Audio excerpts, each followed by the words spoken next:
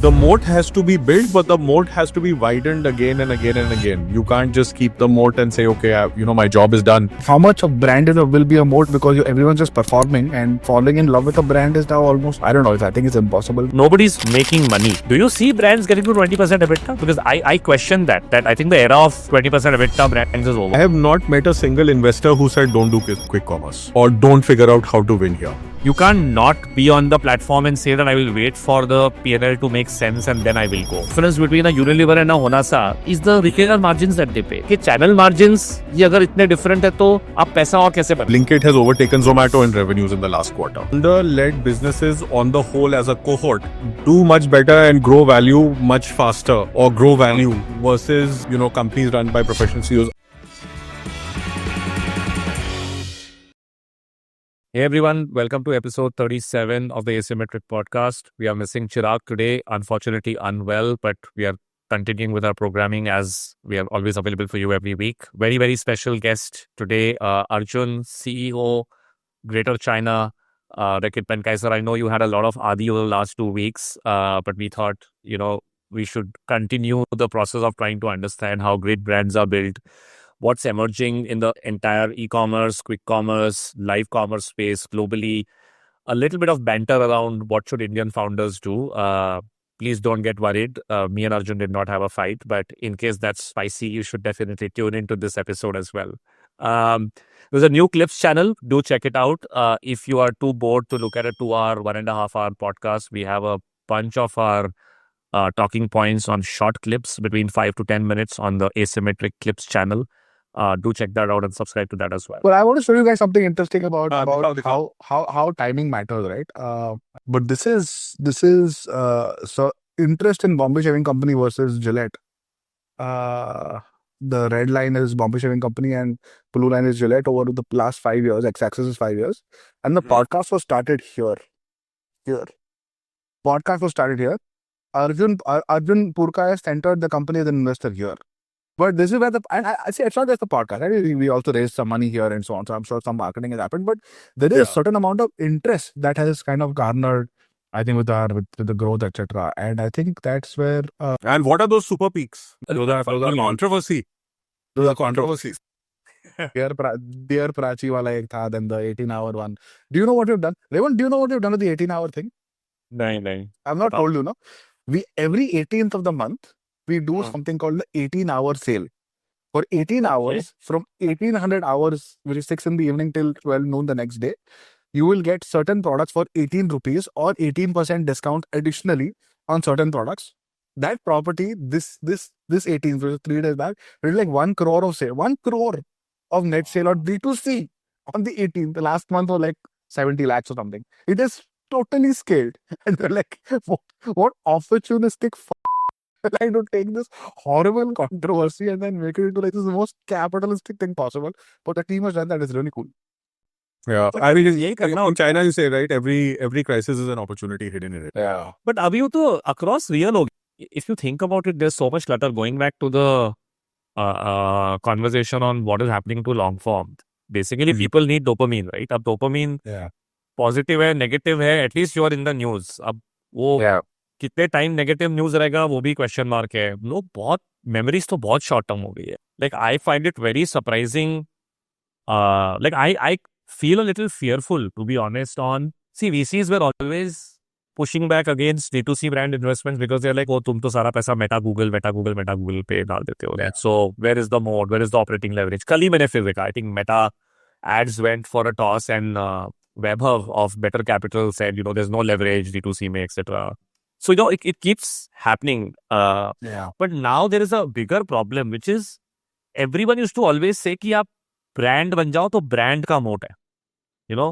15-20 साल लोग आपको याद रखेंगे. ब्रांड का बहुत सही मोट है. बस ब्रांड बन जाए तो मोट ही मोट है. मेरे को थोड़ा सा वरी होता है कि अगर अटेंशन स्पैन इतने कम हो गए तो मतलब at some point of time Byron Sharp's book will stop making sense, right? नहीं क्या? Even if you have a moat, you have to keep looking after the moat, right? You have to keep widening the moat. You have to keep the water fresh in the moat. You have to keep feeding the crocodiles so that they are there to bite anyone who tries to come into your moat.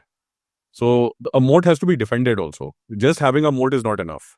Here, what you're saying is now because everything is in the digital world, entry into e-com, even quick com for that matter. It's not like there are gatekeepers who are not allowing new brands to not come in. Like they are very open to experiment, explore, get new brands onboarded, etc. So it's not like distribution is a moat anymore. And digital, if I can say, attention spans are so low that again, keeping that moat through just advertising is going to be hard. Even if it's branding, you're right. Like you need to constantly be in the customer's face, if I can call it that. See, Which moat is something that you also keep getting better at, right? And moat is relative. Moat is not an absolute thing कि मैंने brand खड़ा कर दिया and then people remember it, right? So you need to work on it over a period of time and keep improving yourself. So if I go back to many years ago, like when I was an assistant brand manager, we used to be taught about this thing called about the half-life of awareness or half-life of recall. And we used to do this thing called copy testing, right? So very, very old days, we used to actually make a copy and test it before we aired it. We didn't have any internet in those days as such. So we would make the copy and then we would show it to 300 people. They would fill up a questionnaire. And then 3 days later, we would go back to them. And, there would be important questions and not important questions, but you could see what is the recall of your advertising or recall of your brand and what happens 3 days later. Because at that time, again, there was no internet and social media. So it was judged that 72 hours is enough to see that people, shit happened in life. Lots of things came up, their attention got distracted. And if they remembered you 3 days later, that means you had something going. And we had benchmarks for that and things like that. But I think now what's happened is those 72 hours of recall has shortened. God knows, maybe 7 hours. So if you show someone something and if they remember it 7 hours later, you're doing very well in life. You don't need to wait for 72 hours to know that. So it's that attention and the half-life of what you build, which keeps going down. And then it's relative because everyone is doing. So if you distribute it, there's another concept that we used to really track, which was called share of inputs in how we used to work. Right? So it was share of distribution, not just market share. So share of distribution, share of awareness or TVC, share of display, share of promotion, etc. But when we calculated it, we would not calculate it as an absolute number. You would always calculate it relative so that you knew what your indices were. And if your relative share kept increasing, then market share as an output was just an outcome. It was but natural that you would end up there. So the moat has to be built, but the moat has to be widened again and again and again. You can't just keep the moat and say, okay, my job is done. There is no such thing as set and forget. And I think what a lot of people expect with this moat or brand ban gaya, brand is the moat or distribution is the moat, they believe in set and forget. But in the marketplace, you have to earn your keep every day when you wake up. But tell me one thing, Arjun, I think the more I think about brand building in today's day, like the share of inputs is coming down. The recall time has come down from 72 hours to 7 hours.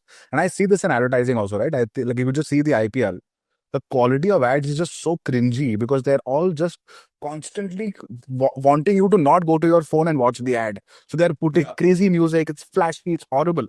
I don't know whether you guys are following what's happening with this ridiculous Sayyara movie. They have basically the producers of this movie, in my view, have basically gone and paid 500 rupees in Dehadi to like lots of these Gen Z young folks to go into theaters and put on emotional performances of crying and all. So people have ripped their shirts and started crying when the movie is ended, and all of these are captured on content and put out there. This is how the movie is getting promoted, by the way. And that's why I'm seeing a lot of this on Twitter also. Yeah. It's crazy. So now they're like, suddenly, why am I seeing tweets about this movie and random, like, because the feed is quite optimized to what I watch, which is either tech or even US interest rates, kuch related hoga, maybe little US politics also, but I've never seen Bollywood on my Twitter feed. But a bunch of kids who like shirt faad ke ro rahe, because that is what is, like, so now the movie producer feels ki ye nahi karunga, so I will not get attention. And now how we just go to the theater to watch it, basically. That's the because बहुत culture, culturally वही लगता है कि यार we have now brands, like the whole world has now become a bunch of performers. There is no storytelling authenticity, बहुत ही कम है. Everyone, like if you look at influencers also now, apparently in India there are 3.5 crore influencers or 4 crore, some bizarre number like that, number of influencers, like registered influencers or whatever, and all of them are just performers. Brands have now become performers, and now everyone's vying for this attention. So how do you build genuine connection and brand love, as we call the moat, right? You can't fall in love with a performer, right? I sometimes look at these influencers and creators and think, yeah, who's really building a genuine connection with you in your audience? Like it's, and then you keep doing more and more like attention seeking stuff. So there's now a whole genre on YouTube of people who are rolling around in garbage because there is poverty porn where people are kind of giving 500 rupees to a poor person and taking the reaction. There is obviously the whole OnlyFans universe of stuff. There is so much, right? So I don't know how much of brand will be a moat because everyone's just performing, and falling in love with a brand is now almost, I don't know. I think it's impossible. The way I think I fell in love with Dairy Milk or any of these brands growing up. I don't know. Yeah, but it depends where it's built, right, Shantanu? So if you look at anything, right, start with radio, TV, internet, social media, YouTube, Instagram, etc. In the beginning, when they start off, when the few start off, it's an art form. It's really an art to learn how to win, and then everything is made very well, and people enjoy it, especially when there's a new media that comes up and you move to it, right? So if you try and go back and remember the first time you saw, let's say, Instagram, right? After the initial startup, it was these beautiful images or beautiful travel images, beautiful food images, whatever you like. Then gradually that art becomes media, and it just becomes a form of media which people start buying and paying for and getting, and the art aspect, there's still like really good art, but to win on art becomes very difficult because only the top 1% can win on art. So then it becomes pure brute force. It becomes media. People start buying, right? Which is what's happening, let's say, to Facebook ads and things like that. Then what happens next is it just becomes content. And people just start spitting out content, good or bad, because top of mind or frequency is something people start chasing.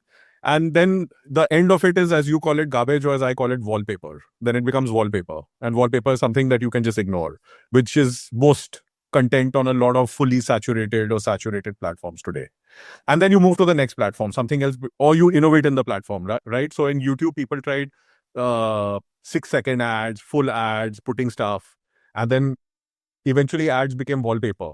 So there was the birth of the podcast, because if you were putting Bombay Shaving Company ads 4 years ago, you are competing with anyone who can buy an ad, and that's a media. So you move to the next thing. And the first podcast that came out 4-5 years ago in India, and maybe 7-8-10 years ago in the States and other places, they were an art form. But as more and more podcasts came, and as we were talking about the barbershop as well, what started out as an art, you were competing with other people who were doing art on YouTube at that point of time, or you were one of the only few people. Now it's gone from art to media to, it's just content. Everyone is spitting out this content. And therefore, as you see, your number of views goes down, or the number of views gets divided amongst all the people who are doing content. But what remains is the people who still think it's art are highly engaged people who are left, who come and choose the art that they want to spend their time or buy. A lot of people take our asymmetric podcast, put it in a AI, the transcript in AI, and then like give me the key talking points, key learnings of this time, right? Which is fine. I think consumption patterns moving to AI is fine. People are trying to improve their productivity. But going back to that point, Arjun, this is where I still think if someone can build and continue to believe in that art consistently week on week over the next 10 years, 15 years, I don't see a reason why it will fade away. There'll still be connoisseurs of art and people who want to practice the art in the purest form that it always was meant to be. But वो time लगेगा दिखने के लिए. अभी क्या है, वो signal दिख नहीं रहा आपको, सब नॉइज बहुत ज्यादा है अभी. And उस noise में क्या हो रहा है, signal also gets a little confused and like, yeah, maybe let me stop this, let me move to something else. But maybe you'll have to power through the next 5 years and just say that this peak will then move on. Like all of this hordes of people who have come into content now will move away to the next fancy thing after 5 years. Then again, we'll go back to peace, right? That cycles will happen. I don't know how you've seen this play out in China, but this exact form, I keep thinking, if I look at how Instagram was 5 years back, how Instagram is today, like influencers were not as powerful 5 years back. Today, like TikTok or what's happened in China and Douyin, influencers are becoming more powerful on YouTube as well as Instagram. And people are moving to these cringe, because attention grabbing is very, very important. But considering you operate in China, which is, I think, 5 years ahead of, let's say, India in terms of how the behavior gets shaped up, how do you stand out in creating signal and not worry about the noise? I don't know if maybe it's I think the first thing that I'll start off by saying is, what is cringe to you may be art to others. and what is art to you may be cringe to others. So one should not assume that you're on the right. As like for example, if you're driving on a highway, everyone who's faster than you is a maniac, and everyone who's slower than you is stupid. Right? That's the feeling that you get. So I would not say that. I would not take like a value judgment on that. The lens that we always use, or I at least really like to use, is where's the consumer going, or where's the consumer headed, and what does the consumer want? Because that is the ultimate, let's say the ultimate test or the ultimate answer is the consumer always votes with their attention and with their wallet. So you have to see where they are going and you have to head there, or you have to be there slightly before them, where you pick up the right signals and things which are growing exponentially. And I think in recent times, you also covered it in a couple of episodes back, that the really big deal in China now is live streaming. And you know how big Douyin has become. And in the last quarter with the 618 shopping festival, it's actually the number one e-commerce platform in China, bigger than Alibaba also now. Arjun, paint this a little bit, like all these words that you're telling, like live streaming, the company's doing it, and what are the numbers? What is 618? Like, it would be good to get like some layman numbers and kind of structure on this. Okay. Yeah, I'll try to let's start with what 618 is, right? So in China, basically there are three big shopping festivals, right? I'll try and equate it with what you have. 618 is like Prime Day. Let's put it that way. So 618, JD and Alibaba used to be the number one and number two platforms respectively in China, and they got into this thing of having a festival. So 618 was JD's birthday or anniversary, and they would have the big sale. So this can be like your big billion days in India, Amazon Prime Day or equivalent. And then 11/11 is November 11, which is called Singles Day because it's 11.11. So it started off as that, but obviously became a very big thing, and that you can call it Black Friday and Cyber Monday. Then you have Chinese New Year, which is basically in the Western world, maybe it is your Christmas sales or Christmas New Year sales. And in, let's say in India, maybe it's your Diwali sale equivalent, right?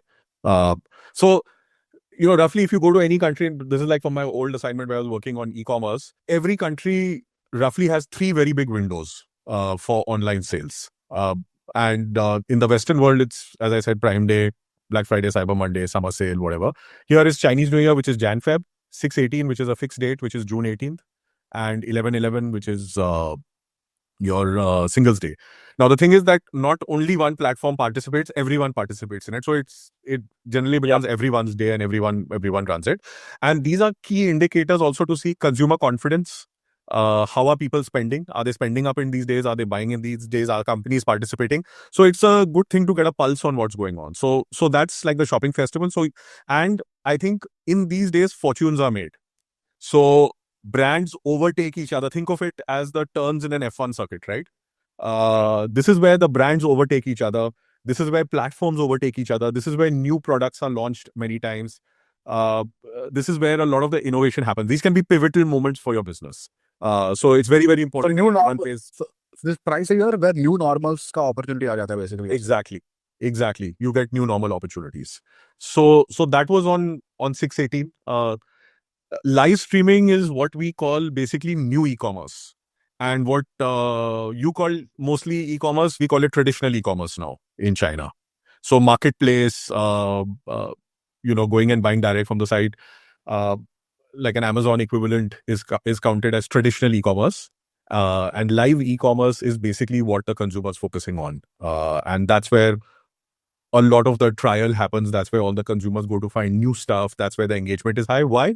Because what we call traditional e-commerce in the offline world is almost, like going to a vending machine and choosing something and putting money in and getting out a drink or getting a bag of chips or something. You know what you want, you put it in and you come out. Live streaming is entertainment with commerce rolled into it, or infotainment with commerce rolled into it. And I think the real pioneers who took it off, I think many people tried it. No one knows who started it. Because everyone did a form of this. Even 10 years ago, people tried it, but that was like scheduled live streaming. Is basically what we call TikTok outside, and Douyin is the same company in China. And they let now influencers or brands or whoever run individual rooms where they are selling stuff. So you're demoing stuff, and it's pretty seamless because your ID, credit card name, everything is already in the platform. So you just click to buy whatever you're seeing on the screen or whatever's being explained, and it ships. It's really really seamless. I haven't seen a equivalent of it maybe in India yet, but maybe it will come. If you go back 10 years, by the way, the platform still exists. I don't know how much time you spent in India in the last 20 years, but Shantanu, you may remember Home Shop 18 or Naptol TV पे आ रहे हैं. You know, mixer grinder, ये रहा, इसमें देखो ये feature है, call this number. It still exists, by the way, right? Home shopping, home TV shopping.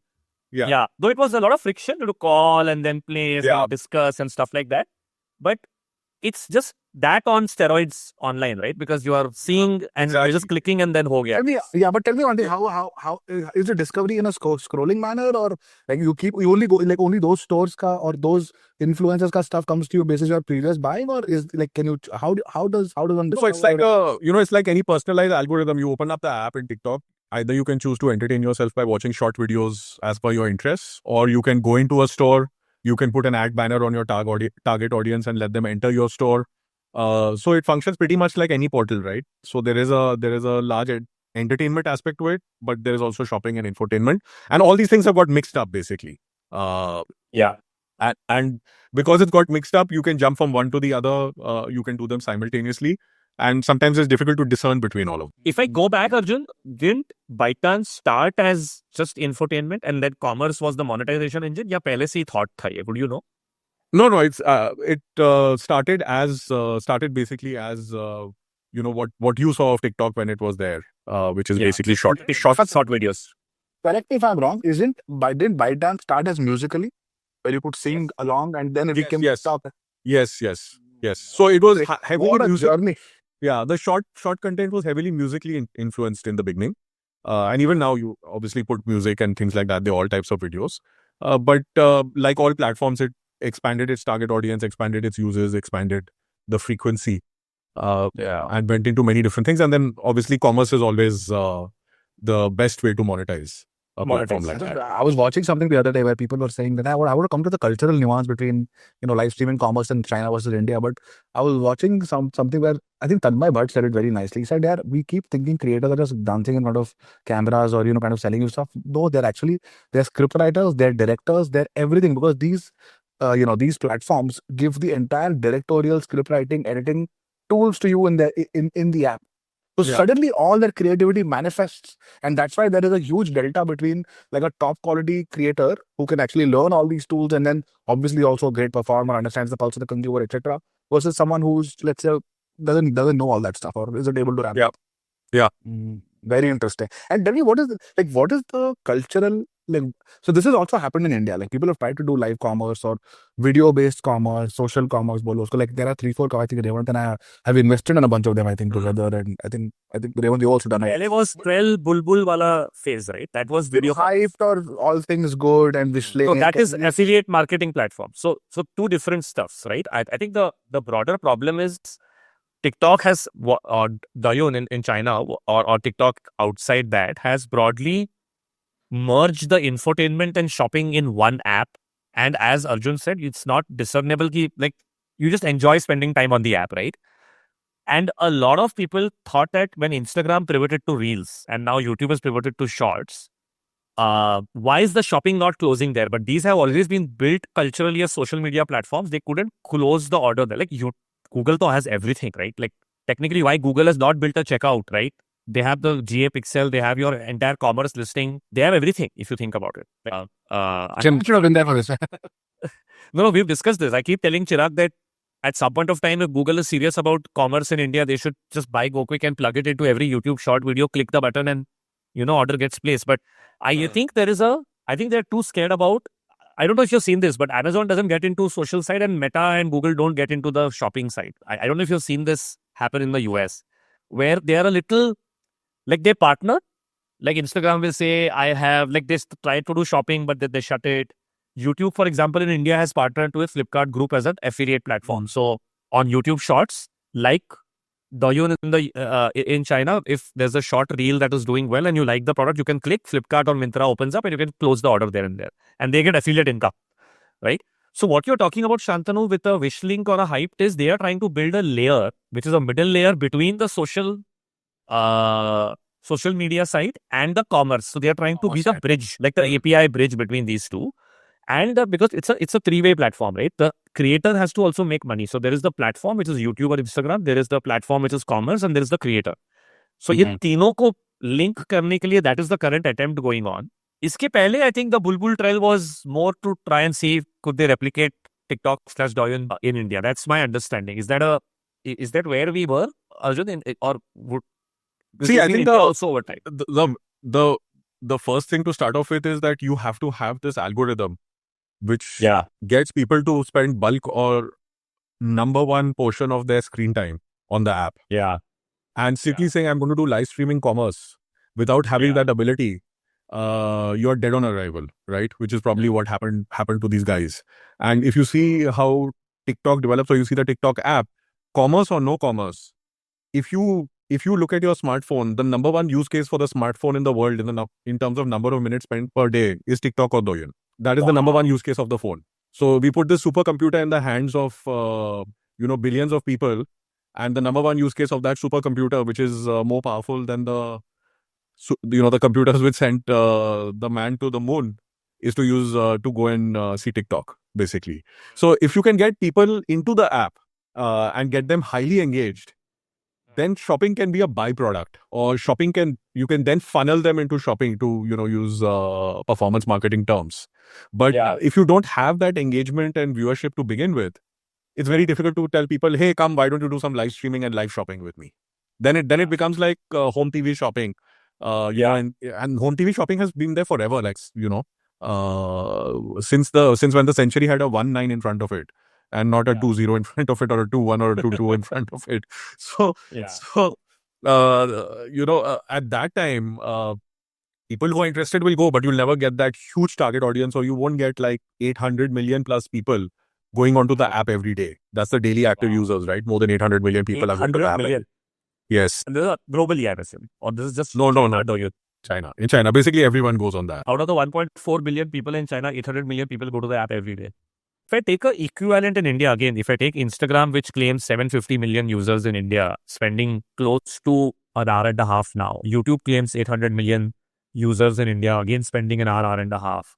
As a DAU. That's their claim. No, but I'm sure they'll be close. Apparently an hour. It's apparently an hour, but that's because kids under 14 are limited to 40 minutes per day by law. That's why it's an hour. Otherwise, it would have been more. Sorry, go ahead. So there's this massive opportunity lying in India as well, right? That kahin na kahin se to ye attention can be funneled into, and today they are monetizing it again through ads. Like if you see YouTube and Meta, advertising income continues to be the fastest growing market, as well as ARPUs keep increasing. There was a time when people used to question Meta's ARPU in the US was $40 and in India was $4. But Meta India ARPU is now at $12-13, inching towards $20 in the next 2 years.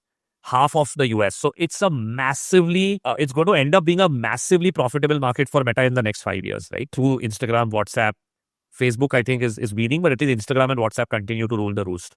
YouTube similarly, while search is getting hammered a lot with AI, they seem to have this renewed focus on YouTube, because if you see, most brand marketing is now moved from TV to YouTube, but YouTube also is now going shorts heavy. So there seems to be an onus on trying to build performance there as well, right? So this opportunity in some ways exists. Let's assume that the algorithms are good. There is high engagement. Yeah, of course, they're great algorithms.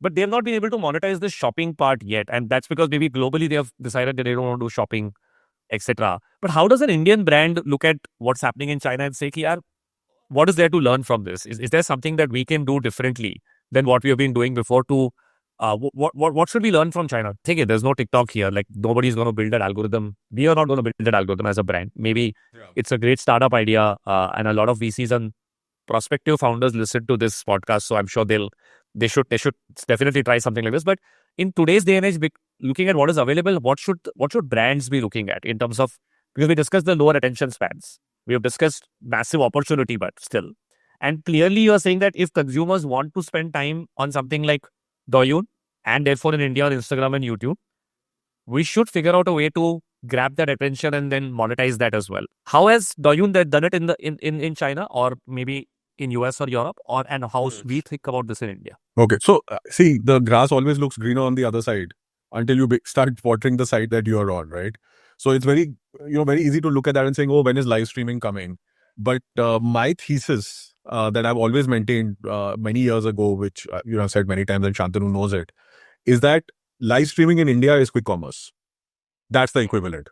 Because people are looking for convenience and speed and, a way to hack and jump over the infrastructure challenges that they are. And if you look back to the equivalent soundbite that I gave you, that, that Douyin has become the number one e-commerce platform, we don't have to look any further because Blinkit has overtaken Zomato in revenues in the last quarter. So, it's telling you exactly the same thing. And if you again look at some of the consumer metrics or the consumer way of looking at it, if a brand wants quick, fast trial and awareness today and quick and fast distribution today in India, what is the best way to get it? Quick commerce, right? What is the fastest way to establish a new brand? Quick commerce. What is the fastest way to get new trial for your NPD? Quick commerce. What is the fastest way to distribute your product? Go to quick commerce. Exactly the same as live streaming. So we already have in India the equivalent. It's just shown up in a different form today. And I don't know. I can't predict the future. Maybe live streaming will come and some platform will get it right, or just one day Instagram and YouTube will decide that we want to monetize exactly the same way.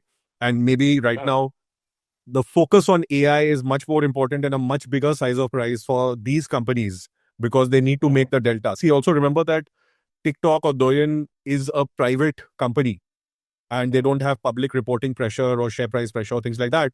As long as the small group of investors is aligned, they can continue on the action plan that they have. Whereas here there may be different pressures and they need to focus much more and put all the resources into AI. So maybe they decided not to do it. I don't know it. I'm not sitting there and deciding the strategy for them. You can only backwrite the strategy. But I would say for anyone who's listening out there, quick commerce is live streaming, is the way I would think about it. And then you take those learnings of the consumer metrics and what is possible there and what is possible here, and it's once you see it, you can't unsee it. Got it. No, it's a very fair point, Arjun. But going back to where the attention is, right? Today, quick commerce is also acting like a gatekeeper, right? Like if I go back to the example of what's happening in China with live commerce, its attention is here, and you can monetize that attention. And let's say the Douyin shop will take 30%.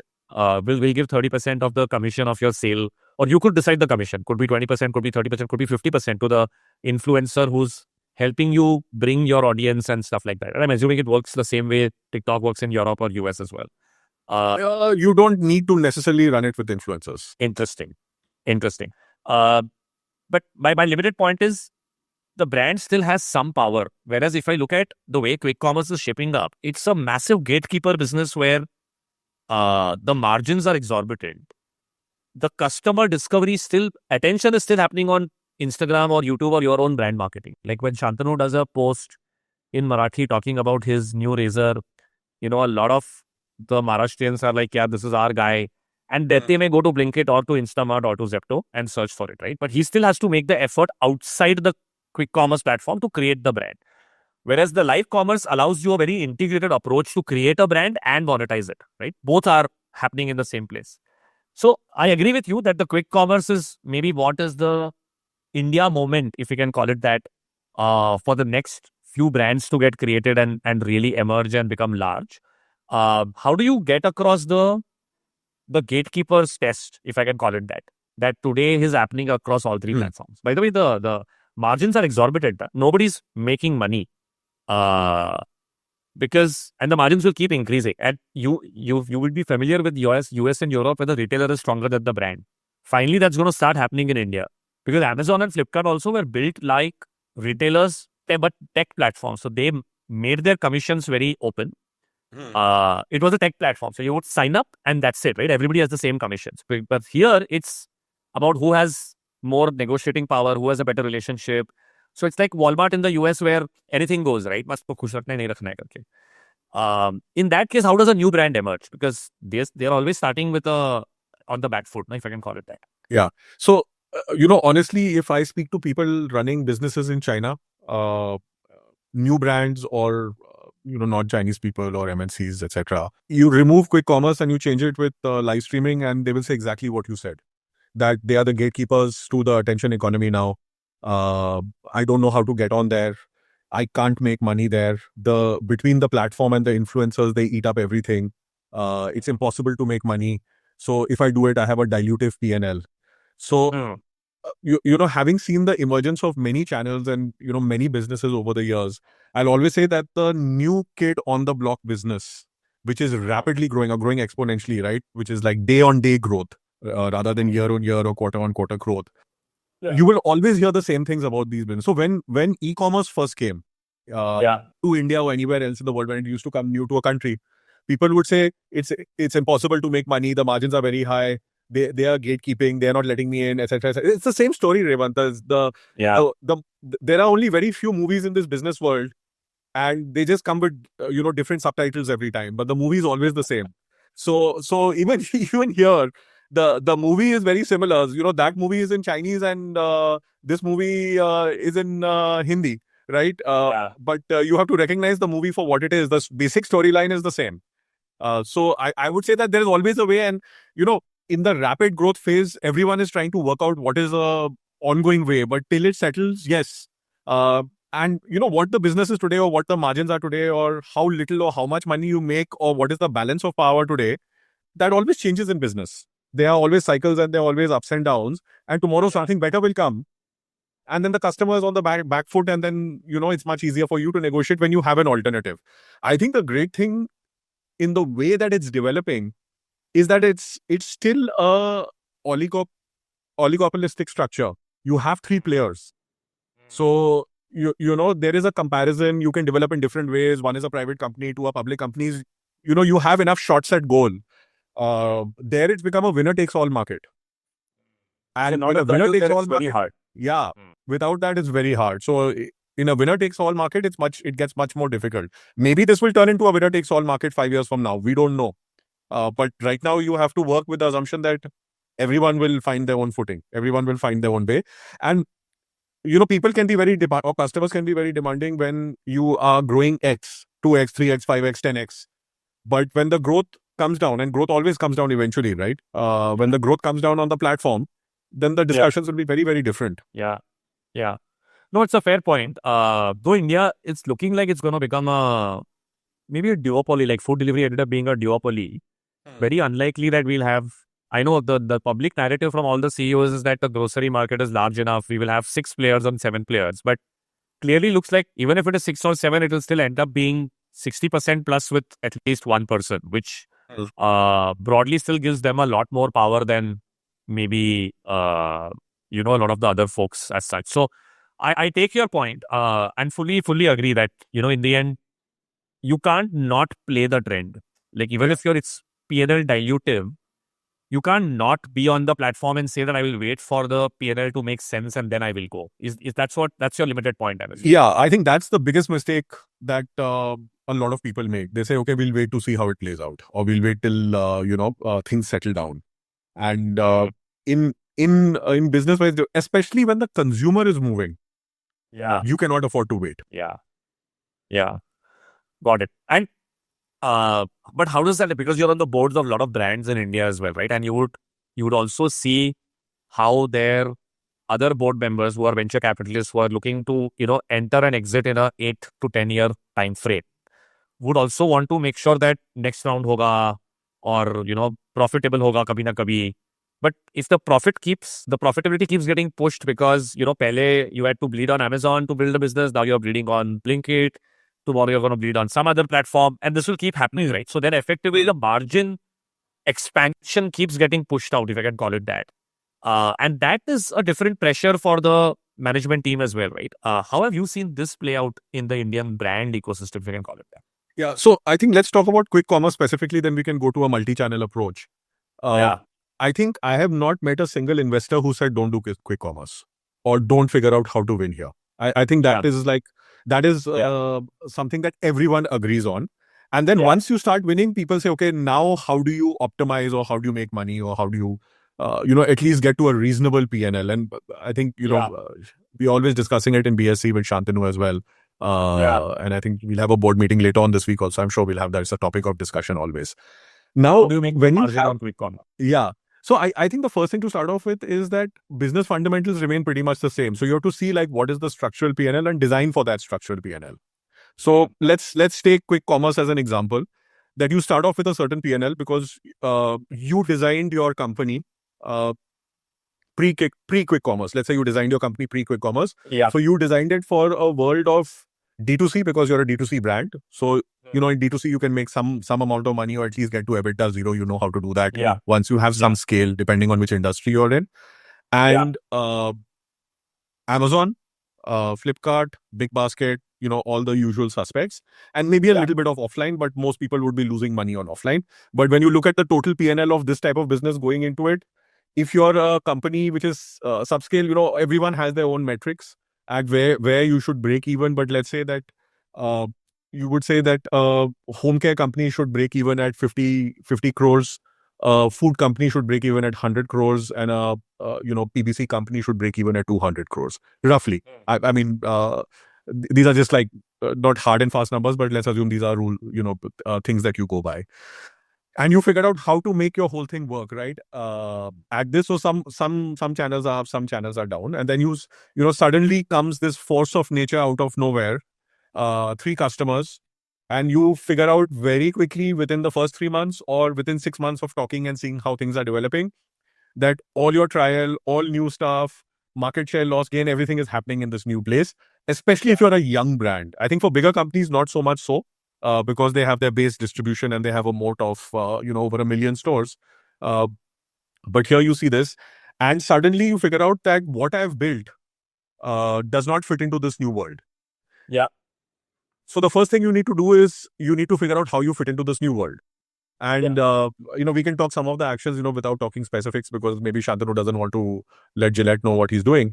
But the first thing that you always look at in a consumer business is that you look at your gross margin. Yeah. Because that's the starting point. And the question you ask yourself is, how can I expand my gross margin? And there are many, many ways to expand your gross to net. And you start working on that immediately. And we have quite a project in that which we worked on over the years. It's an ongoing project in BSC. Shantanu, if you want to talk about it, you can. If you don't, keep it your trade secret. But we can talk about it. I have no problem at all. But that, Shantanu can comment on it later on. So that makes a big difference. And the second one is mix, right? Yeah. You start seeing that if there is a new channel, one clue I'll give you, whether the new channel is quick commerce or live streaming or e-commerce for the first time or something else. Yeah. The design of your new products or your design of your renovation or, whatever you do, or the types of NPDs you can launch, it opens up a new world. And when this new world opens up, you can automatically design the portfolio to be a higher gross margin to start off with. And the moment you can do that, you can start improving the mix as you go into it. And that simply just gives you more breathing room or more margin of error. And with that margin of error, you need to look at your activity systems. Do you need the same number of, let's say salespeople calling it, or it's a much simpler business. So let's say in an offline business, you need 50 salesmen or a sales force of 50 to do something. Whereas in a quick commerce business, you need highly trained, very good B2B salespeople who can sell to these platforms or to the buyers in these platforms, but only 5 people can generate the same sales. So the activity systems around that become very, very different versus this one. And then you build a P&L towards that over a period of time. So I'll pause here. I'll let Shantanu comment on some of these things because he's seen these in action and we worked these together in Bombay Shaving Company. And maybe you can talk about how you've geared up for this world. Yeah, I think fundamentally and I think RB has also been a big part of this because we discuss this very often. I think fundamentally one of the advantages that we have is that we are in categories where competition is hard. Like the barrier to entry is much higher because designing products in our category is much harder. So it's the category kind of fundamentally sits offline, right? There is a trimmer version of it that sits online. but if it is now scaling a lot, whether it's razors or trimmers and then hence stuff around it, we don't have a lot of brands doing this. There are like literally you can count them on maybe one hand, right? So we have an advantage of not having to look in the rearview mirror for competition, which is a huge issue with quick commerce because dark store economics and dark store limitations just don't allow more than 4, 5, 6 brands per search word. For like if they have the 5 top brands which will lead to a 95% conversion, they don't want the 6 or the 7. So how does someone get in a crowded category is an issue that we have not had to solve. But I think the 2 things that have worked for us is of course gross margins, where over a period of let's say last 2 years, I think Arjun in I think a 2023 board meeting we started something called Project Caterpillar, where we took every line item on COGS, whether it was assortment or procurement cost or packaging or whatever it was, and it led to a GM upside. We kind of did like a goal by 1,000 passes, 0.1% upside to get from 49% to now 55, 56%, and a line of sight to 60%. That helps because when you create that much gross margin, then you have an ability to kind of spend a little bit more on acquisition and sampling and stuff like that. I think the second thing that that worked for us was, I think, fill rates. I think the ability to kind of be present where quickly and within the time period, because these are also like they're still like doing like a store a week expansion, maybe even faster than that, right? So for us to kind of get into new stores, find distributors, find middle people to kind of stock in, have those kind of terms was took our fill rate from I think 42% to almost 65-70%, and for some of the brands in our 100 days portfolio, even more than that, is another, I think, the second thing where you don't lose sales, because in our business, the moment you lose a customer to Gillette, especially in the razor world, you've lost that customer for a year. अगर वो तुम्हारा customer होने वाला था लेकिन तुम available नहीं और उसने 4 कार्ट्रिज ले लिए Mark 3 के, then he's gone. Like you don't have him for a long time. So that's a huge, like that is another big delta for us. Third is, I think we actually, and there's something that I think Deepak will kill me for telling, but I think we want to own OPP, which is the opening price point across other categories where we have our hero SKUs. If we own, and I think Philips has, I think, vacated the OPP in male basic trimmers. We have controlled OPP, even in festive season we have OPP. So OPP control is something you can do only when you have gross margin cushions. Otherwise, you cannot do it. And if you don't have OPP, then you'll never get the new customer come into the category. If you don't get the new customer, you can never get margin at a CMB level. So I think these 3-4 things had to come together. Plus, I think you are just lucky because if I was selling protein, like some of the stuff that Devon said, like it's very hard. I have to do it's a lot of convincing, and the consumer really is engaged. It's something for my wellness. Or if you're like, we spoke to Samir, for example, at HealthCart, or you were with Shashank Arjun a few days back. In these categories, it's very difficult. And in fashion, for example, I cannot imagine what, let's say, an XY, XX is. Like, I don't know how you compete with Jockey, man. It's just really hard. There are 20 new companies coming in.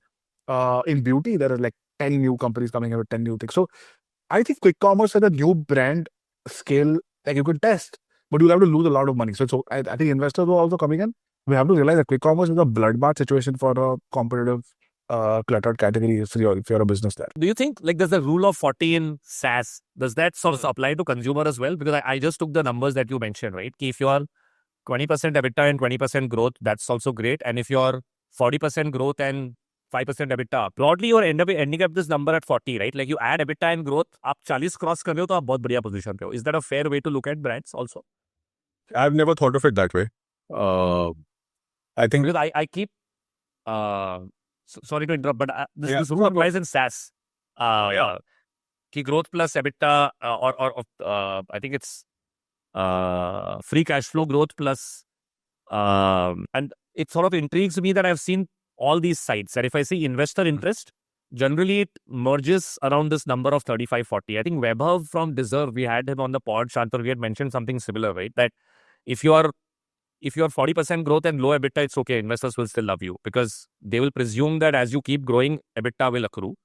But if your growth has slowed down to 20%, they want to see the best ever EBITDA that you're doing, which should be close to 15-20% as well.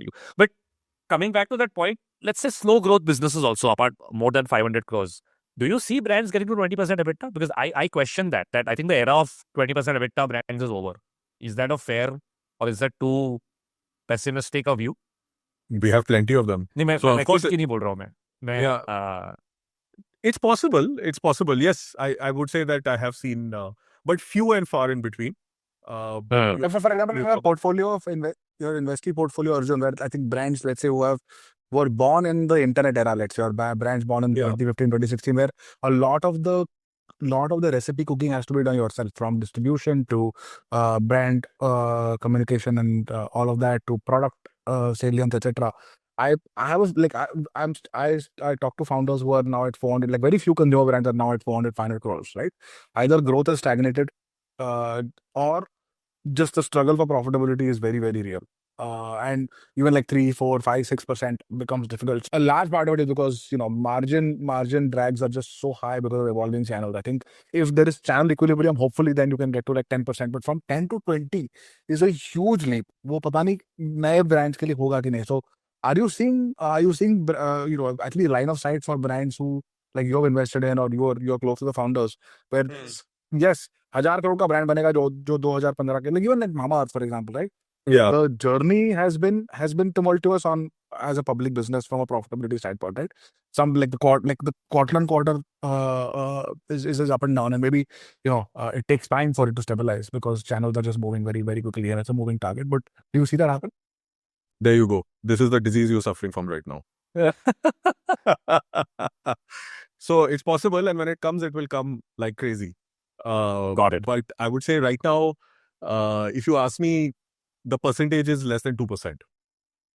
And even then, but there is a use case, let's put it that way, but it is very deliberate. And that is your focus, and you want to do that. And growth is not the only focus. So I think the company has to be focused on that. And you are at a point where, like, if I listen to a lot of stuff that you said, Revant, about let's say about quick commerce, or again, I'm not trying to belittle the point. You are in the thick and you're facing this every day. And I have also been in this situation, and I know exactly how this feels. And sometimes you're like, "Iska to kuch nahi hone wala. There is no future," right? But that is exactly where in a cycle where you're running through, it's very easy to just not see the future and say this is pointless. Or you look at the brand and say 20% kabhi nahi banega. Or legacy brands made it, and that was once in a lifetime, and it's over. But yet, I would not be surprised to see, let's say, and I'm putting it out there because I think it's very possible. It's a beauty business. Let's say a Honasa being a double digit within a couple of years, and having a line of sight to being high teens for sure as a business by the end of the decade. Of course, it will depend on what actions they take and how they run the company, and etc. But they're starting off with an advantage portfolio, on the right trend of the consumer, having built a new age brand and stuff like that. It's totally possible. If I go back to early 22 and 21, no one thought that Zomato and Blinkit could make any money as a company or could do anything. And at that point, like, the share price was like down to 50 or even in the 40s. Now it's touching 300. And the enterprise is valued in a very different way. Now, I don't know whether it was undervalued then or overvalued now. I'm not, I'm not an expert at that. But at that point of time was the point of maximum pessimism, where they said, this is pointless. This company can never make money. Nothing can happen out of it. There was a point of time, again, I don't know the exact month, maybe 2 years ago, whatever, where people thought Paytm will go bust. Today, it's 1,000 rupees, per share price, and it survived. People said UPI will wipe out this company. So so everyone goes through this. I think it's totally possible because the basic structure of an FMCG business, definitely in personal beauty care, or let's say in D2C type of brands which are running premium businesses, in a target audience which is expanding as the country gets much more affluent.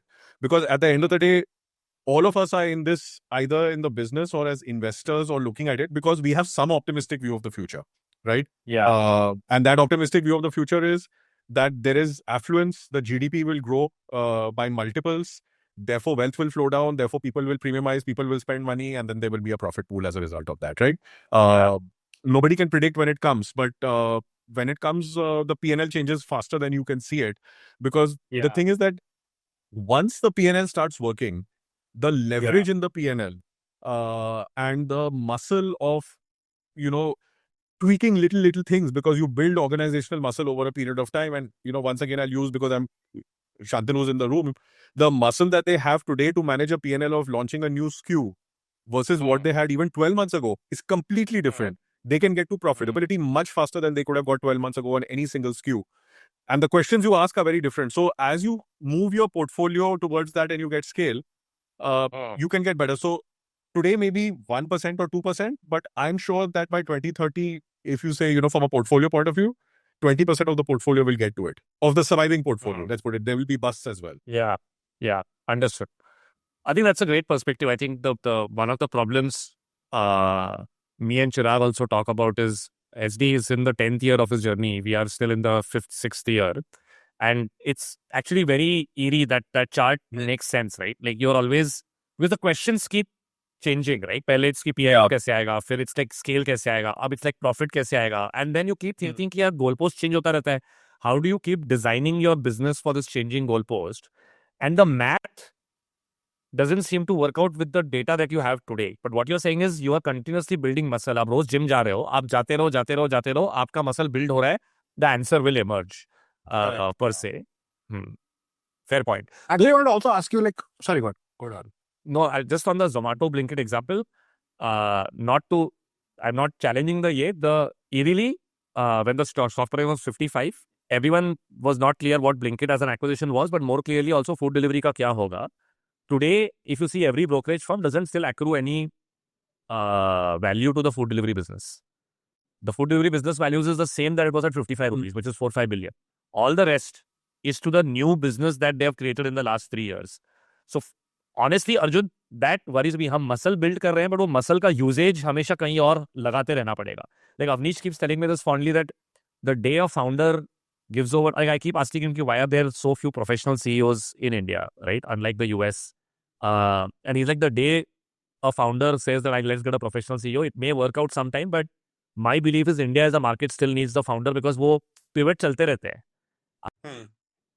Muscle आपने build किया है, culture आपने build किया है, आगे आपको ये करते रहना पड़ेगा. ये आंसर इजी नहीं है. Like their pet peeve or LP's pet peeve is why VC funds in India take 15 years to return capital. वो 15 साल लग जाते हैं, वो आंसर नहीं. Maybe it will get faster, but it will still not be like 5-6 years. It will still be like a 10-12 year period where the answer will emerge on real business value, profitability, ROCE. Yeah, definitely. And, Revant, what you said is that actually it's not just true about India, it's true about anywhere in the world. That founder-led businesses on the whole as a cohort do much better and grow value much faster, or grow value versus, companies run by professional CEOs. Of course, there are exceptions on both sides of the rule, but as a cohort in general, if you are looking to minimize your risk, then you want to have a person at the helm who has very high skin in the game, because your life depends on it. Yeah.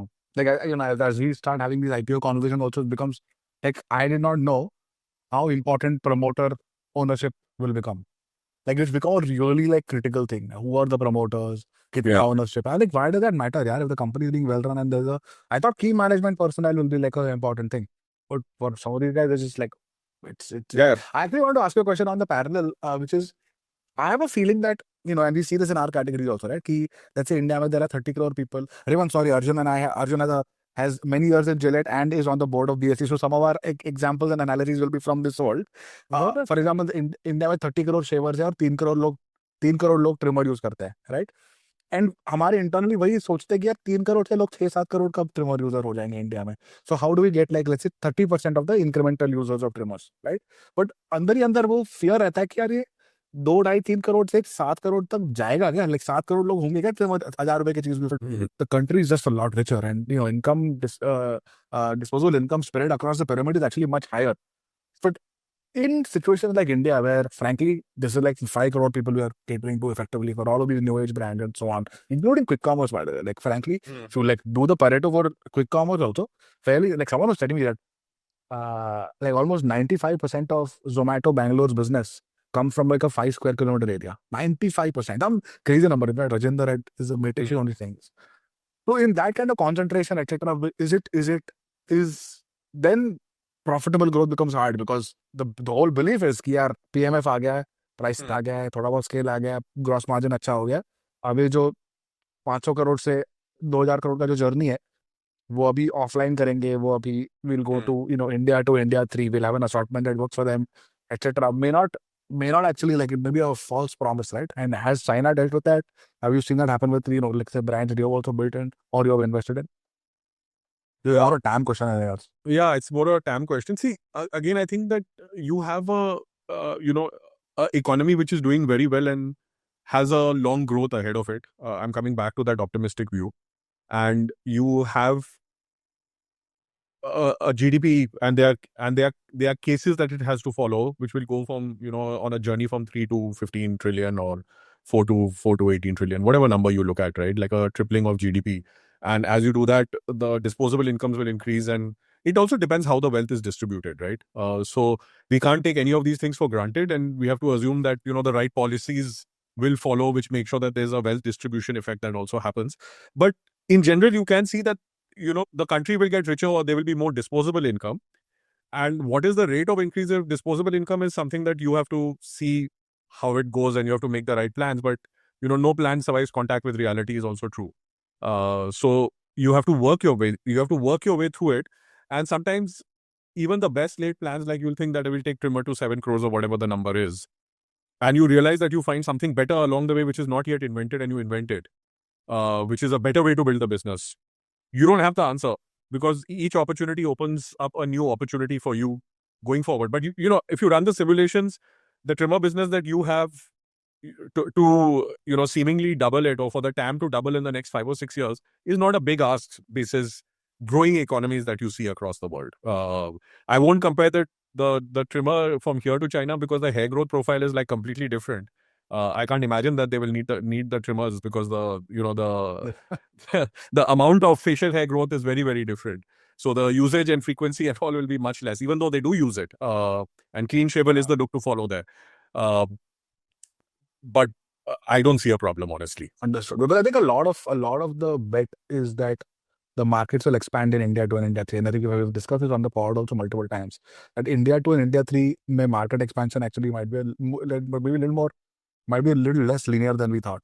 And so once founders have to be a little more cognitive, I think वो थोड़ा And then you see the habit creation also, right? You have to get into habit creation. You have to pivot. If you see what you started with, which is your 2,000 rupee box with a double-edged razor, overpriced double-edged razor, which is, and where you are today selling trimmers, is very different. I don't think you started off saying that I'm going to sell trimmers one day and that's going to become bigger than the double-edged razor, right? Or in the middle where, you know, you veered off and became a personal care sabun and accessories company rather than a shaving company. And we had to have a discussion what is saying, you know, shaving is in the name of the company. So, you know, you have to learn and pivot and change with the times. But I mean, the broader space that you're in, which is grooming, hair removal or hair management, that is going to stay on for a time. And you are building muscle of knowing what are the various ways of hair management, regardless of gender or regardless of body part. Yeah. And it's a much bigger picture. So I think the bigger picture is up, but I won't get married to any of the details, because those details every year change. And that's why you make a AOP every year. Because if I ask you to make a AOP 3 years out from now, it will change every quarter based on your latest information. But ये inherent gap आ जाता है ना कि अर्जुन की now that Shantanu, if he goes and tells a SBI mutual fund CIO कि यार 3 साल का AOP दूंगा लेकिन हर क्वार्टर चेंज होगा, तो हाथ भी नहीं लगाएगा वो IPO को, because he's like, that's exactly what the mutual fund guys want. So how does Shantanu move from what you are saying कि यार 1 साल का AOP और details won't matter to, if he wants to list, the ask is going to be, भाई show me every detail on an Excel sheet कि कैसे grow होगा करके ये. That transition, again, I know I'm going back to that, this is pointless chart, but these are the conundrums that most CEOs face today. Yeah. So I have never taken a company public, but I've seen both sides of the game and worked on both sides of the game. So maybe I can try and you know, give you a framework that, you know, let's suppose it comes to our board and we have to have a discussion. So what I would say is that, you know, by the time you feel you are ready to go public, you have some metrics in life, right? You have a certain amount of revenue. You are able to show that you can make some profit, because there's no point going, because, you know, people want to see your earnings per share, and you have a certain way of working. So at that point of time, what I would do is a model which I use on every business that I have run practically, you know, in the last 10 years, is that I would divide the business into 2 or maybe even 3 parts. And we can take BSC and divide it into those parts right now. And one part would be that I have a business in which I have scale, I'm pretty good at, and I have a reasonably predictable business with a reasonably predictable growth. You know, let's call that part of your business be big. And because I understand the category and I have built, like Shantanu says, he's built 10 years of muscle, maybe when he goes public, I would say 15 years, but his VCs would kill me and say, no, he needs to go public in the next 2 years. But let's assume he lands up somewhere, between 12 and 15 years becoming a public company. He has a 2 to 5 year window from now, right? In that window, there'll be a certain business which is profitable. He knows the category very well, has a strong brand equity, and it's largely a predictable business. That would probably be the male business. And on that business, or male plus part of the female business. And on that business, he would be very clear that he's in a loop called plan, execute, review learnings, iterate, plan, and the cycle continues again and again. But you don't need to do anything silly in that. You just need to do continuous improvement and Kaizen and throw in, let's say, a couple of NPDs or whatever. But it's business as usual. That would end up being 70% of his business. So to the new investors coming in who want to see the company go public, or the people who want to hold long the company, they want to see some predictability. So I think 70% of your business, and you'll also see it in your business, Revan, because your different brands and SKUs came at different points of time. You have a largely predictable business and you run that on a single operating system. Then you have another set of businesses, let's call them Be Fast, where you're new to those businesses and you're learning those businesses. Maybe it's a new category for everyone. You're building a new habit, or you've entered something which you're not that familiar or that great with. That could be trimmers today because it's growing like a weed. Or that could be some new business tomorrow that supposing they say, let's launch a third brand. And on that part of the business, they need to be fast. And that is like running a new D2C company in many ways, right? Or running a new consumer brand company where you have to fail a lot and there are lots of iteration loops. And the faster you can get into loops, you can keep moving through those loops. And as you learn that business, you can graduate it into be big over a period of time. So that is, like, let's say, your innovation engine or some new stuff engine. And we don't know what that new stuff is. But what we do know from the 10-year history and at that point of time, the 12 to 15-year history of BSC is no matter what happens, the promoter or the promoters and their team have an ability to come up with something new. And we have seen that time and time again. And those are the examples that they will use when they go to IPO and say that, hey, we can do this. So therefore, we don't know what this part is going to be, but we know we have a track record in innovation. And that's the innovation engine or the new brand engine that we have. By the way, as I'm speaking, I'm sure that in your mind, you're drawing all the parallels to the flagship company, which is the D2C company, which went public. And seeing, that there is a main brand, which is Be Big, and then there are all the new brands that they acquired, which are these Be Fast. And then there's some other stuff that you do, that's the third model you may choose to do or not do, because the first two are more than enough to run a public company, is that you get into this thing called Be Bold, where you don't know what you don't know and you use a lot of external help, or you let external people do stuff, or you outsource things to them. Example would be all the companies which are publicly listed, which have given Shantanu 100 days business. For them, it's a Be Bold business. Because they don't know how to do it, they've given it to someone who knows how to do it and they'll run it and help them run it. But for Shantanu, that's not a Be Bold business. For Shantanu, that's a regular business. He knows how to make money and EBITDA on it. In fact, from year one. And that is a EBITDA engine of the company. So if you take these engines, roughly if you're running a good business and you're running a fast growing business, which is spitting out EBITDA, the first 70 is also bulk of your profit. So you get into a situation where you say bulk of my profit is predictable, bulk of my revenue is predictable, which is what moves the share price. There is an area where I need to invest in and learn that area pretty well over a period of time, which is, let's say 20% of the business. And there are unknown unknowns, which is 10% of the business. And I have to keep doing those things because when the next quick commerce comes in, quick commerce on day one was the unknown. I can't miss that trend as a company because that's what I use to disrupt other companies. Yeah. And you can create a construct like that where you can be reasonably predictable within a range. No one is saying, tell me that you will grow at. They're saying, tell me that you can grow 10 to 14. Or, if you're a big global listed company, tell me whether you can grow 1 to 2, 2 to 3, 3 to 4, or 4 to 5.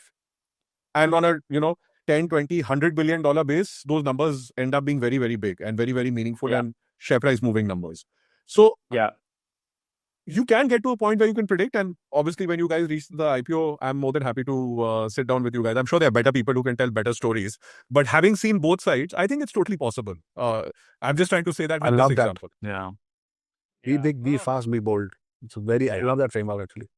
Yeah. Is that very nice? Is that one of yours, Arjun, or is it Let's say it's something that Addy and I worked on. I originated Be Big, Be Fast originated with him. I added on the Be Bold at some point of time. But over the years, when we worked together, we ran our businesses that way. Let's say like the investment that we've done in BSC is be bold. We don't know how to run this business. We have no idea. It makes no sense. Now it does. Like, oh, Yeah, I'm saying we learned a lot from it, right? But we could not have done this and learned from it as an operational business. We don't have a right to be in this business.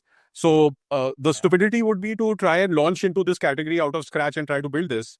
We would have not been able to do it because not our core competence. And typically, Be Bold is outside our core competence. very good point. Very good point.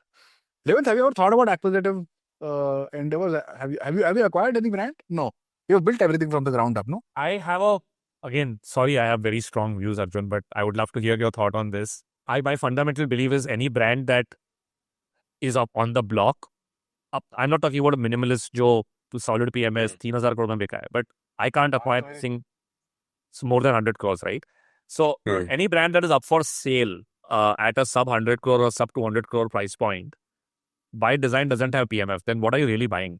Like you are either buying a brand, a product or a distribution. Distribution किसी के पास नहीं है, वो तो retail, Yeah. everybody has the same distribution. Or brand or product almost synonymous at the early stage, right? The product is the brand, the positioning, the proposition, etc. Any brand or proposition up for sale at a low scale, in my view, doesn't have PMF because India में इतना venture capital है, अगर PMF है तो मतलब line लगा के लोग खड़े हुए हैं पैसा देने के लिए. तो then what are you really buying? तो थोड़ा सा first principle लगता है, लेकिन मतलब I have evaluated everything but I have never really found it कि मैं करूँगा क्या इसका. PMF ही नहीं है तो अगर PMF ही लाना है तो might as well build versus buy is my limited thought. Yeah. See, you're mostly right. I'll say you're 85% right because the person who makes money in a M&A transaction is always the seller, right? So 85% of the time. So the odds are pretty much like starting a new company. Let's say the odds of starting a new company in India and failing is 93%, and the odds of buying a company and failing is 85%. So you have a slightly higher probability of doing something with it. Let's examine like what's the difference, right? I have a framework which I always use, and most of it is learned through error rather than doing anything spectacular in life. And the learning basically is that you have to know what you're buying and what the value is and what you can do with it, right? And there are three filters typically to be used. The first one is that are you buying for the sake of buying, or does it really fit in with your strategy? So is it giving you like a shortcut basically to get to 2 years out or 3 years out or something like that? So I think that's the first question I would ask. The second question is that can I scale this better than the current team can scale this? And you have to decide sometimes you're not buying the company or buying the employees. It's an acqui hire, right? So, and you can use them to scale something better for yourself. So again, you have to be clear what you're buying, but the question is, can you scale better than the current people? And the third question is, am I a better owner of this asset than the current owners? And if you see any M&A transaction which is really successful, either they bought it really cheap, pennies to the dollar, and did a little bit with it and sold it, or it meets these criteria and you can do something with it. Or sometimes it's, you have a discussion and you see that, listen, the money involved is very low. Obviously, we can't say what it is, but Shantanu and I have looked at stuff where, you stand to lose 1x, but this 15% probability that exists, if you can slightly make it successful, you can 10x it. You're very clear about it. And in that case, you should always take that shot. Yeah. But you have to be very clear because M&A Said by it ends up being an emotional decision in many cases, right? An emotional, ego-driven decision. So I would say from a probability point of view, you are absolutely right to just stay away from it and say, don't waste my time. I'd rather build. I have enough things to do in life. And generally, a lot of people reach M&A other than these 15% of scenarios. Every scenario exists when either they are bored or they're out of ideas. So as long as you have enough ideas to grow your business and you're not bored, I think you're absolutely right, Raymond. Don't waste your time. Especially when you're such a small company, the whole world is ahead of you, yeah? You have so much more to grow. Yeah. No, I think I see everything, but it always ends up falling in that 85% bracket. That's my limited point. Like, I actually think Honasa's acquisition of Dr. Seth was a fabulous one. I think the science-based ingredient skincare trend was just on its peak. And I think there seemed to be PMF, and I think it was a weird situation where the cap table was such that more money was not able to come in. They got it for a very cheap price. And now I hear it's a 200 crore brand. So they bought it at, I think when it was 15, 20 crores. So it's 10x from there. And their machinery is great because after having built 4 or 5. So I'll tell you where But they're better owners, right? So it fell in with Yeah. the strategy. Yeah. They could scale it better than the current people, and they're better owners Yeah. of the asset. It ticked all the Yeah. boxes. Yeah. And I'll tell you where it will start emerging as a problem statement for me.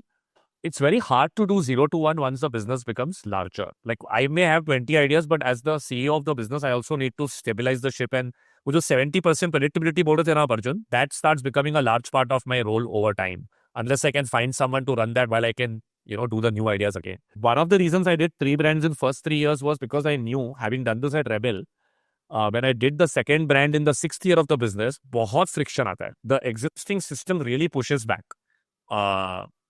So, But you have to create the operating systems for it, right? yeah.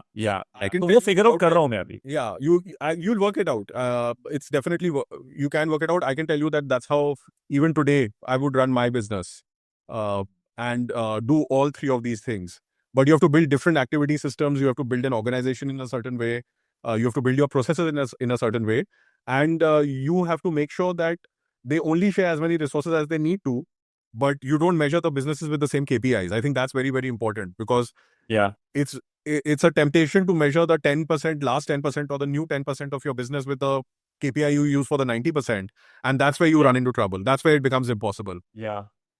No, you're right. I think the context switching required at a leadership level continues to get more complex as you try to build this operating system, because you have to keep first design the KPIs and then remember that अच्छा इस room में मुझे ये question पूछता है, वो question उस room के लिए था करके, राइट? और वो आप दिन में 4 बार कर रहे हो, which it's easy for founders. If you ask me, it's harder for professionals unless they are given the time and space to build that muscle. One of the mistakes I think I have made is कि यार मैं कर पा रहा हूँ, team क्यों नहीं कर पा रही है? And then I realized that founders pivot very quickly. Employees take a little longer because their context is not the same. So to set that context, make sure that they are fully aligned, and then train them to think that way. It's a task in itself, but that's the process we are in, because we've not done any big innovation in the last, in India at least. Like it was easier for me to do geographical expansion. Like every year we do something new, and it's getting easier to do audience and distribution versus brand creation. Brand creation is super hard. So that's the only place where I'm at least always open. I'm not, I see everything. But there's unfortunately nothing has met the bar, because actually wellness में है भी बहुत कम ना. Like my single bar is we will not do non-wellness. So supplements में ना brand ही बहुत कम है अर्जुन. चौथे दिन कोई सप्लीमेंट ब्रांड का मेरे पिच डेक आ जाता है बार्बर शॉप का, और चौथे बट वो फंड रेज है ना, वो अभी वो एक्साइटेड स्टेज में है कि मैं अब धंधा बनाऊंगा, आप मेरे को फंड करो. पैसा दो. एक्विजिशन के लिए वो आते हैं जो आधा करोड़ 1 करोड़ पे महीने का कर रहे हैं, 2 रहे के अब क्या करें, राइट. उसमें फिर वो फ्रेमवर्क आ जाता है. So I tell you the most exciting opportunities for me have been adjacent categories.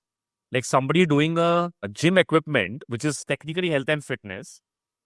It's a great brand, customer love. I can take that to supplements. Right? Yeah. That would be very exciting for me, because that's my muscle. And something you can't do on your own. Like your DNA is not to build gym equipment.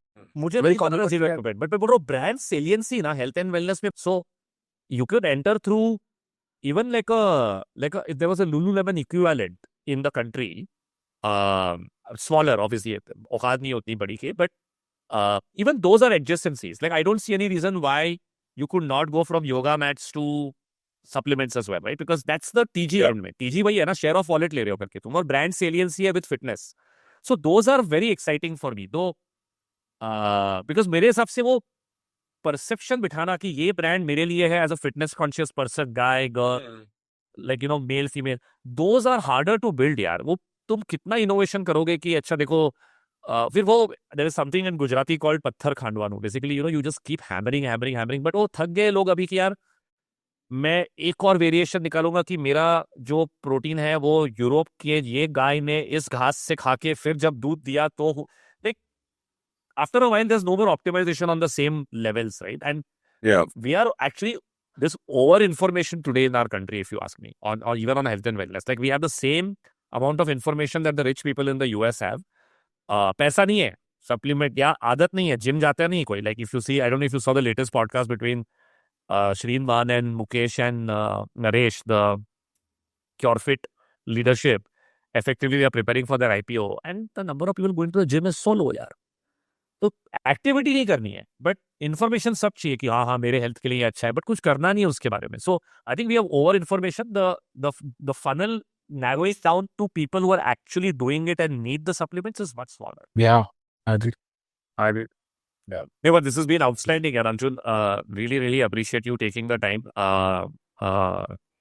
Do note that while this is the first time we have spoken in depth, I am not combative. I just like to put a No, I'm not saying you're a combative.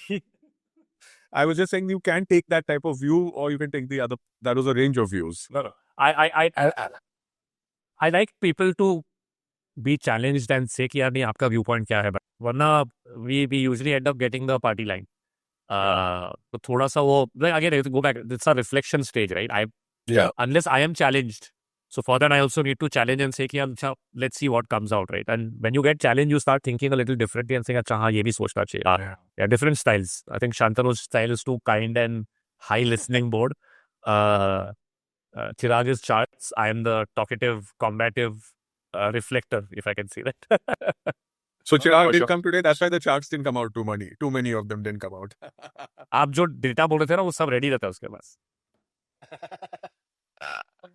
I think today was outstanding. I think I know a lot of framework. I think we might need to do a second one dedicated to some of the frameworks and examples of business building that you have experienced, because today I think was more around consumer and founders and the India market and strategic decision making. I think that's one thing we at least I struggle with a lot. Is it's very hard in chaotic information to actually take right calls, and just the comfort to take chaotic decisions has to be built over a period of time. Otherwise, you'll never, especially to come from McKinsey. Most of us come from business school where you worked in structured environments. Founders के लिए बहुत difficult switch रहता है. And I was just talking to a very senior person who used to be my client at McKinsey many years ago. He heads the motorcycle business at Bajaj. He's a senior guy in Rajiv Bajaj's team. We're like, boss, that guy has been in the business for 35 years. हफ्ते में 5 दिन office आता है, उसमें 3 दिन वो R&D centre में बैठा रहता है, बाकी 2 दिन हमारे साथ रिव्यूज होता है ना. Decisions are made on pure gut. He doesn't have a laptop or whatever. He's only on phone. उधर WhatsApp पे कंपनी चला रहा है, 55,000 करोड़ का रेवेन्यू WhatsApp पे चलाता है. But the gut is so powerful and on ROCE and capital allocation and decision. He just knows. You're an engineer by heart. You're you're an engineer by heart. IQ of 165. And it's so वो जो muscle है ना, I don't know whether it comes from watching your dad do it or whatever. That somehow we have to I really wish I could fast track that muscle build. I really You're 1/3 of the way there. You ran the company for 10 years, so you're 1/3 roughly of the way there, or almost 1/3 of the way there. And we always say those छोटे in those small lines. So, it is pointless वाले lines में अभी तो. Yeah. How do you build a great brand fast, slowly, right? Or as the famous going says, right? Slow is smooth and smooth is fast. Yeah, that is true. That is so true. And in a world like today where patience comes at so much premium, people are just so impatient. It's crazy. It's just crazy. I do these discussions with incoming employees sometimes, and just when will I get to 20 crores of net worth? How? Why is that the question? Sure, you should. And I don't know what's the function of this whole influencer thing on Instagram or whatever. People just feel money grows on trees. नहीं होगा यार. This 0 to 1 is खुद बना. Frankly, if you want to be worth 25 crores and your compensation is 15 lakhs per year, frankly, you're not going to get there earning money. You have to go create equities and kind of really find your own way to build it. I think this patience is a massive virtue now. Yeah, definitely.